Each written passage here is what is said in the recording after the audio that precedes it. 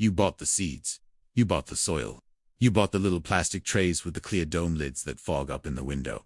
You set a reminder on your phone to water them every morning. And 2 weeks later, you are still staring at a tray full of damp dirt that looks exactly the same as the day you planted it. Nothing. Not a single sprout. And somewhere in the back of your mind, you start to wonder if maybe you just are not a gardener. Maybe some people have it and some people do not. I want to stop you right there.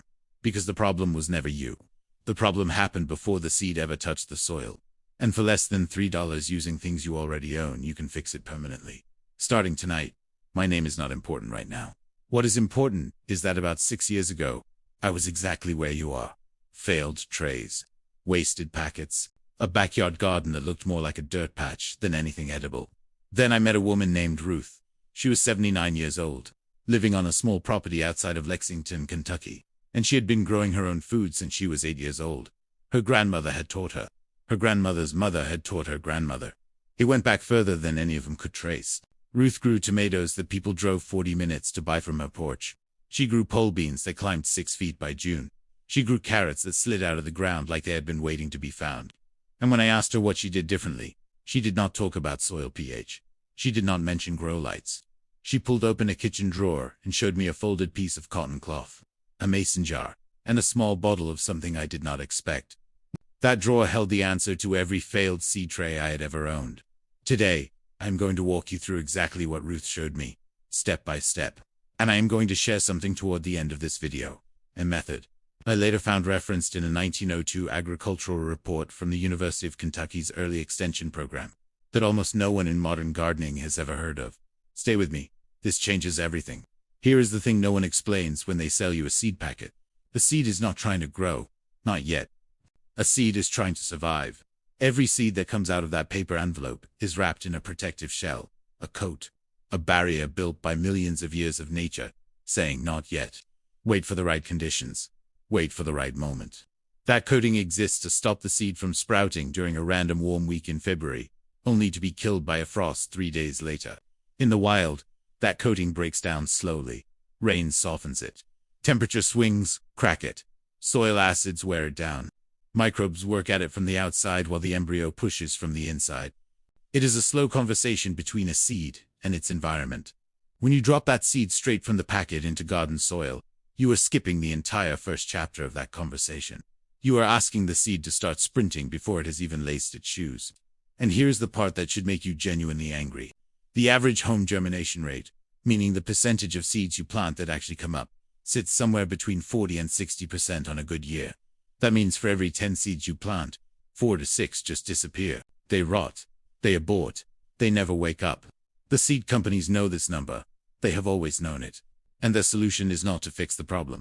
Their solution is to put extra seeds in the packet and sell you a heat mat and a humidity dome and a bottle of seed starting mix at $8 a bag. A 40% failure rate is not a flaw in their business model. It is a feature. Ruth knew this. Her grandmother knew this. And the fix, the real fix, costs about $3 and takes about 60 seconds of your time. Ruth called it waking the seed up before you ask it to work. The technical name is pre-germination soaking. Old-time farmers across Kentucky, Tennessee, and the Carolinas simply called it the morning drink. You give the seed what it would have gotten from a slow spring rain over several weeks, all at once, in a controlled way, before it ever goes in the ground. Here is exactly how you do it. Fill a clean mason jar, or a coffee mug, anything that holds water with warm water, not boiling, not cold, warm, the kind of warm you would use to wash a newborn's face. Somewhere around 100 to 105 degrees Fahrenheit. If you do not have a thermometer, run the tap until it feels like a comfortable bath and you are close enough. Drop your seeds in. For tomatoes, cucumbers, squash, melons, beans, peas, and most flower seeds. This is your starting point. Let them soak for 8 to 12 hours. Larger seeds like beans and squash can go up to 16. Smaller seeds like tomatoes and basil only need 6 to 8. Set the jar on your counter. Cover it loosely with a cloth so nothing falls in. Go to bed. While you sleep, something remarkable is happening in that jar. The warm water is penetrating that hard outer shell. The enzymes that have been locked inside the seed since harvest are waking up. The embryo, the tiny living plant curled up inside, is absorbing moisture and beginning to swell. By morning, most seeds will have already begun the first stage of germination before they have ever seen a single grain of soil. This is what Ruth meant when she said the seed needs to decide to live before you plant it. You are not forcing anything. You are simply giving it the signal it has been waiting for. Drain the seeds in the morning. Do not rinse them with cold water. Keep them warm. Now here is where most people who try the soak method stop, and where they lose half the advantage they just created. After the soak, you do not plant directly. You move the seeds onto a damp cloth. Ruth kept a stack of old flour sack towels in that kitchen drawer. Thin, unbleached cotton. The kind that has been washed so many times it feels like a second skin. She laid the seeds out on one half of the cloth, folded the other half over the top, and slid the whole thing onto a ceramic plate. Then she put the plate in the warmest spot in her kitchen, which happened to be the top of her refrigerator. This matters more than it sounds. The compressor coils in a standard refrigerator release heat upward. The surface temperature on the top of most household refrigerators sits between 78 and 85 degrees Fahrenheit, around the clock, every single day, whether it is January or July, whether you are thinking about it or not. That temperature range is almost perfectly aligned with what most common vegetable seeds need to germinate.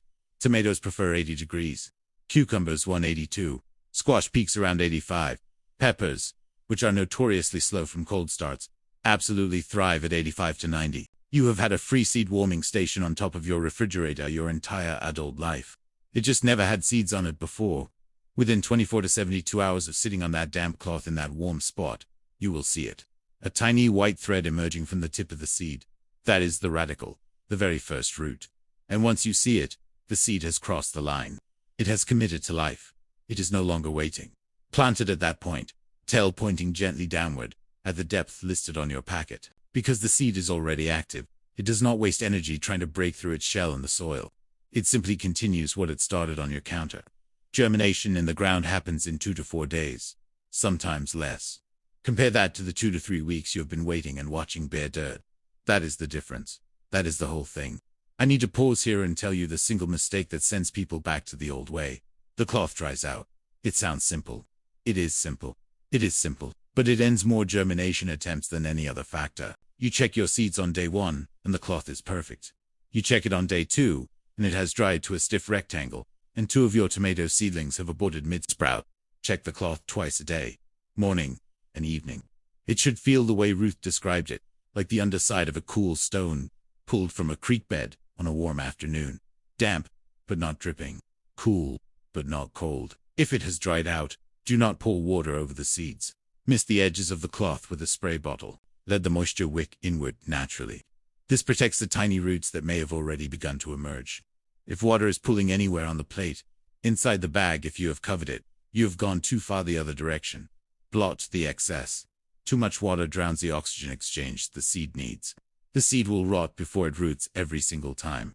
Ruth told me once, damp is a decision, wet is an accident. I wrote that down, and I have never forgotten it. Ruth picked up that small bottle from the drawer, and I saw immediately what it was. Whole milk, the regular kind. The kind you find on the second shelf at any grocery store for about $3 a gallon. I looked at her, she looked at me. She said, "Close your mouth. I will explain." Here is what she showed me. After the warm water soak, before you move the seeds to the cloth, you rinse them once, in a mixture of 1 tablespoon of whole milk stirred into 1 cup of warm water.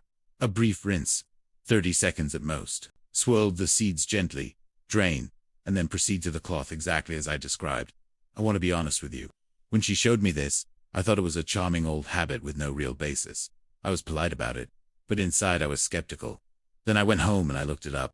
In 2009, researchers at a state agricultural university studying organic seed treatment published findings on what happens when seeds are briefly exposed to diluted milk solutions before planting. They found that the natural fats and enzymes present in whole milk helped soften the outer seed coat, allowing water to penetrate the interior of the seed significantly faster during the soaking process.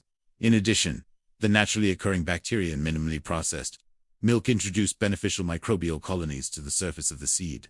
Microbes that compete directly against the fungal pathogens responsible for damping off. Damping off. If you have ever had a seedling that sprouted beautifully, stood up straight for 4 days, and then suddenly pinched at the base and fell over dead, that was damping off a fungal infection at the soil line. It kills more young seedlings than almost any other cause. And the seed industry's solution is a chemical fungicide treatment applied to the seed coating before it is sold. Ruth's grandmother's solution was a 30-second milk rinse done in a farmhouse kitchen in the 1940s. Both of them are targeting the same problem. One of them costs $3 per gallon and works on every seed you will ever plant. The other one is sold back to you at a premium, and you have no way of knowing exactly what is on your seed before you put it in the ground. Ruth said her grandmother called this step the greeting. She said you are introducing the seed to the world gently before you ask it to live in it. I am not a sentimental man by nature, but I have thought about that framing more times than I can count. The results that first spring after Ruth showed me were unlike anything I had managed in 15 years of gardening. I had planted 6 varieties of tomato, 4 types of bean, 2 kinds of squash, cucumbers, and a full row of sweet corn using this method. My germination rate, which I tracked carefully because I did not quite believe what was happening, came in at 94% across every variety. 94%. I had spent years buying extra packets to make up for 40% losses. That spring I had the opposite problem. I had more seedlings than I had space for. Ruth is not the only one. About 3 years after I learned this from her, I was at a farm sale outside of Bowling Green and I got talking with an older gentleman named Harold who had farmed the same 60 acres his father had left him. He was selling off equipment he no longer needed at 81 years old. Big machinery, old cultivators, a grain auger, and sitting on a folding table at the edge of his driveway, a handwritten notebook in a Ziploc bag. He noticed me looking at it. He said, "That is my father's planting record. Goes back to 1938. I asked if I could look. He handed it over, without hesitation. His father had tracked germination rates in pencil on ruled paper, 1 row per crop, 1 column per year. And in the margin of the 1941 entry the year Harold said the family had a particularly bad early frost and could not afford to lose a single seed. His father had written 3 words in capital letters: soak, milk, cloth. Same method, same order, same principle. Harold told me his father had learned it from his father, who had homesteaded from Tennessee into Kentucky, sometime around the turn of the century. It had been passed from hand to hand like something too valuable to let fall. Nobody had packaged it. Nobody had sold it. Nobody had put it on a label or given it a brand name. It just moved from one generation to the next, quietly, in kitchens and on front porches, and at planting time in early April when everybody who grew their own food understood that every seed had to count. That knowledge did not disappear because it stopped working. It disappeared because the marketplace found it inconvenient. And here's what I want you to hold on to as we get to the end of this. The seed in your hand right now, the one you have been meaning to plant, the packet sitting on your kitchen counter, it has not changed. Seeds are still seeds. They still want the same things they have always wanted: warmth, moisture, a signal that it is safe to grow. What changed was whether anybody was telling you how to give them that. So here is what I want you to do this weekend. Pick one packet. Just one. Do not wait until you have the perfect setup or the ideal weather forecast. Pick the packet that has been sitting there the longest. Tonight, fill a mug with warm water and drop those seeds in. In the morning, stir a tablespoon of whole milk into a cup of warm water and give them a 30-second rinse. Lay them on a folded damp cloth, set them on top of your refrigerator, and check them tomorrow evening. Come back here and tell me what you see in the comments. Tell me which seed you tried. Tell me how many days it took. I read every comment, not because it helps the algorithm, though I will be honest, it does, but because every single sprout that comes up from someone watching this represents something that was almost lost. And I want to know about it. If this gave you something useful today, hit subscribe, because next week, I am going to show you something just as important: how to save seed from your best plants, so that you'd never buy from a packet again. It is a method that a Kentucky Extension bulletin from 1957 described in detail, and then quietly retired from its curriculum by 1980. I tracked down why. The answer is about what you would expect. I will see you then. And remember, you are not learning something new. You are remembering something old. Something that was always yours. The seed has been waiting. Now you know how to answer it.